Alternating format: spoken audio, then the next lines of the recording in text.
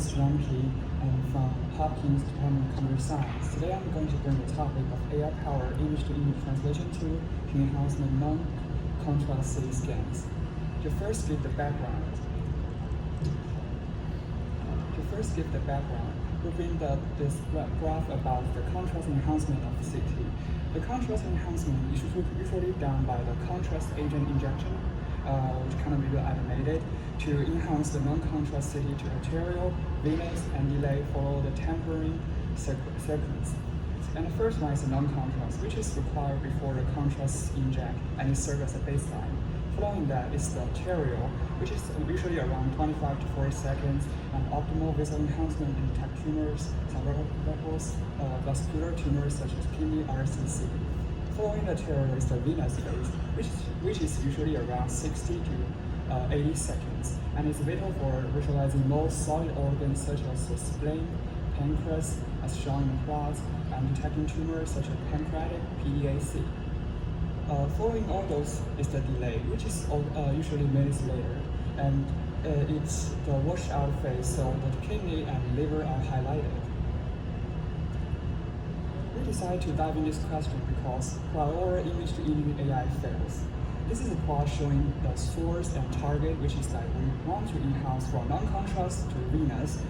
And first we can look into the first role, which is commercial image enhancement AI, such as ChatGPT or Gemini. And we usually use this AI to create memes or some interesting videos, but their accuracy is under concern. We can show from the plot that it even fails to be a clinical CT. And the second one, to enable fair comparison, it is the medical special image enhancement AI tools. They kind of fail in the quality image quality, or some details in enhancing. So, to address this problem, we developed the anatomical aware AI SMEL to enhance non-contrast CT scans. And this system of our development is based on the AI generation tool Stable Diffusion. The difference we made is to introduce structural, phase, and intensity guidance to that. The structural guidance here is shown as the segmentation mask, where the tumor structures and organ structure are introduced to serve as a supervision during training to let models generate the right anatomical structures. And then is the phase classification guidance. That is a classifier to ensure the enhancement results are in good scale. The third one is the intensity guidance. That based on the prior knowledge, different organs have different force field units or the different attribute intensity value there. So we introduce this, we calculate the organ attribute values and use this as a supervision during training to ensure that the enhancement is all correct. The vital idea here is that via the enhancement, we can detect tumors. For example, here in the non-contrast CT scan, all the organs are in low attribute value, which is low intensity visually, and we cannot show the difference of the tumor and other organs. But via the enhancement, either medical or via our AI tools, we can show that here only tumor remain in low attribute value, while the other parts they are in highlighting in various scales. To show you the results, here we first compare the quality and the clinical relevance. We get boosts on around 15 higher SSIN, 20% higher PSNR, and 50 better FID.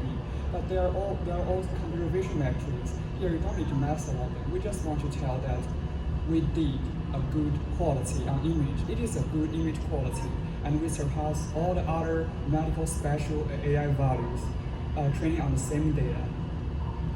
And it is the detail of comparing with AI models.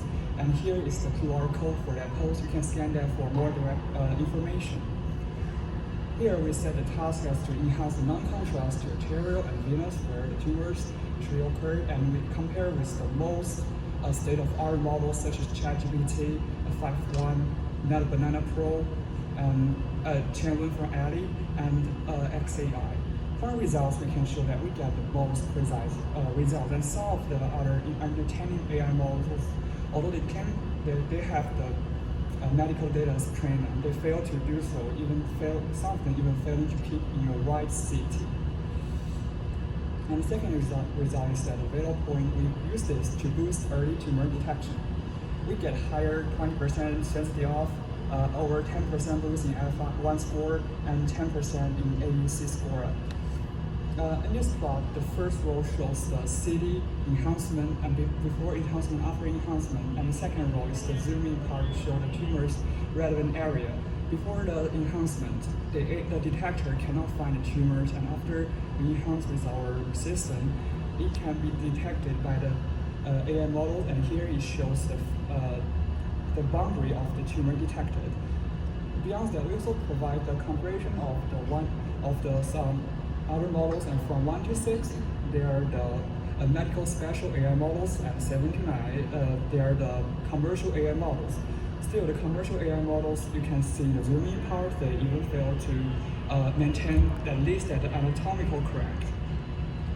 The third result is that with researching this question, we provide a vast abdominal atlas dataset. Here you can scan the QR code for more details. It is a patient-wise paired and registered dataset over around 500 patients and tons of anatomical structures, and from over 100 hospitals all over the world. We have precise tumor annotation and precise organ and risk annotations. They are collected from worldwide, and the numbers of institutions are still increasing. Their components are dynamic, and they're one of the best that in public data have so many annotations. To give a brief summary, we introduced the image AI models that can turn non-contrast the CT into realistic multi-phase CT while keeping anatomical correct. And the early tumors can be made visible by restoring their enhancement patterns across arterial, venous, and their phases. Additionally, we provide a fully paired and voxel registered multi-phase data set for studying medical image translation. It is not only in the medical imaging area, but also can extend to the computer vision fields where we can contribute maybe more advanced AI tools to boost the research together in this field. And here, you are more than welcome to scan the QR code for either the project in GitHub or follow this. If you have information, you can mail me. Thank you. Any questions for our presenter?